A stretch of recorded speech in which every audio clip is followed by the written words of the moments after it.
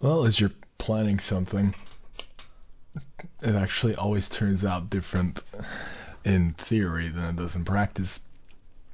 I've been writing this script to do the deployment. This is on my local computer here. I'm learning some bash scripting.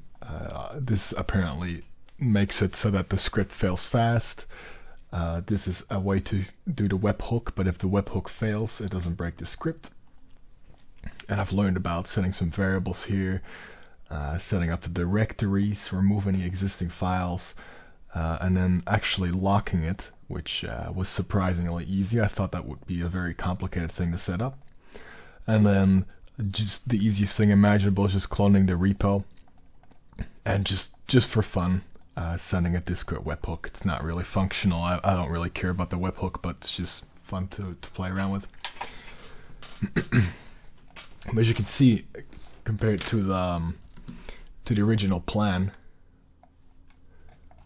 I'm actually left with only 3 folders for now. I need a 4th folder for the build, but we have a data folder where I only put in the log file and the log.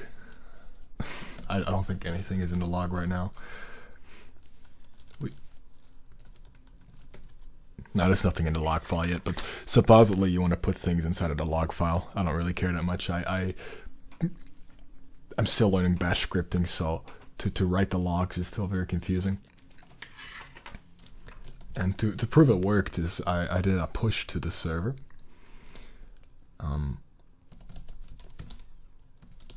And it's under workspace. I changed the name of CI to workspace because it makes more sense to me. It's a Git workspace, so I like calling it workspace.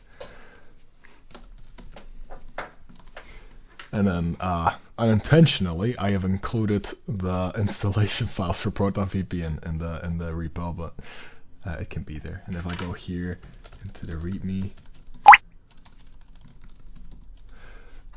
this is just text I put in my local computer to have a reason to add a new commit. Anyway, the point of the video is to prove that when you write something out in theory, when you're actually making it in practice, you realize that there are things you can actually change even better. Like, for instance, the naming conventions, maybe the amount of folders, what you're going to place where. For instance, the log file and the log file, I didn't know where to put those, but I decided to put them in the data directory. Because in my video I discussed, like, okay, well, I want to store files separately somehow, and I don't want to put that in the data directory. I'm thinking about getting like an object storage server or something for it.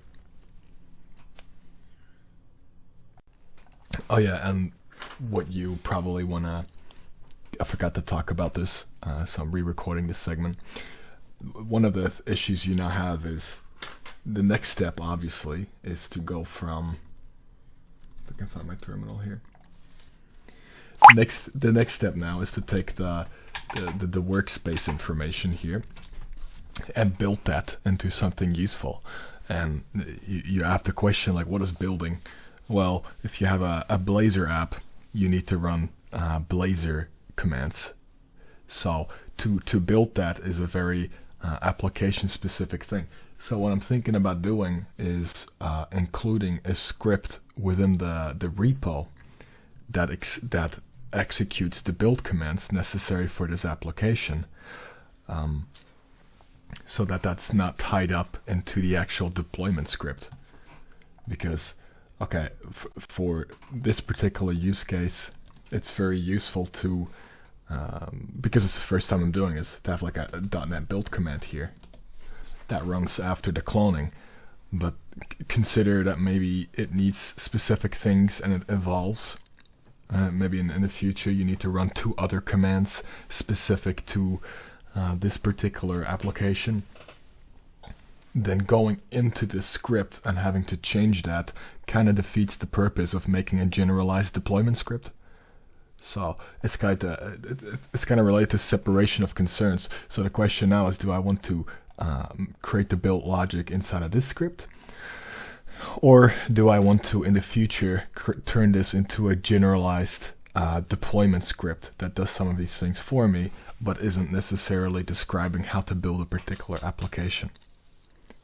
I would say for now, don't overcomplicate things, don't over-engineer it. But I definitely find that the actual building process might actually need to have a separate script included with the repo.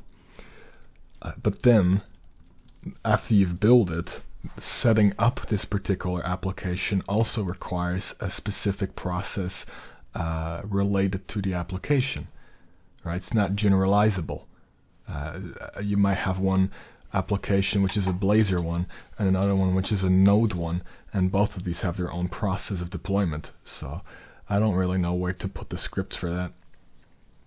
For now, I'm just going to hard code the building script specific to a project, maybe in a separate folder, and keep this as the general cloning logic that every other application would have to.